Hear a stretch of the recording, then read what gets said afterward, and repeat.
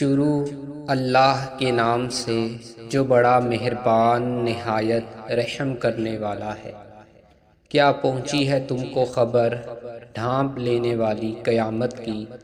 بہت سے چہرے اس روز ہوں گے خوف زدہ، سخت محنت کرنے والے تھکے ماندے، داخل ہوں گے آگ میں دہکتی ہوئی۔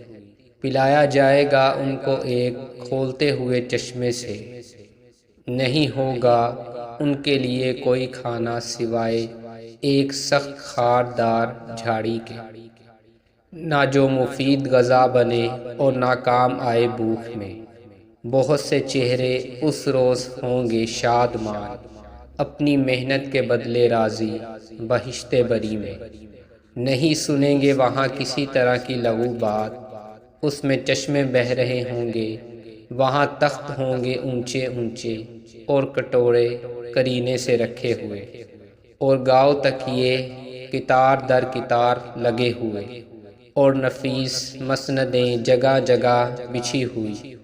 تو کیا نہیں یہ دیکھتے اونٹوں کی طرف کہ کیسے عجیب پیدا کیے گئے ہیں، اور آسمان کی طرف کہ کیسا بلند کیا گیا ہے، اور پہاڑوں کی طرف کہ کیسے جمائے گئے ہیں، اور زمین کی طرف کہ کیسے بچھائی گئی ہے۔ پس اے نبی صلی اللہ علیہ وسلم، تم تو نصیحت کرتے رہو، بس تم تو نصیحت کرنے والے ہی ہو۔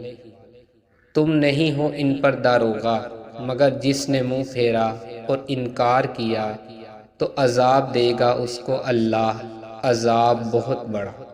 بے شک ہمارے ہی پاس ان کو لوٹ کر آنا ہے، پھر بے شک ہماری ہی ذمے ان سے حساب لینا ہے۔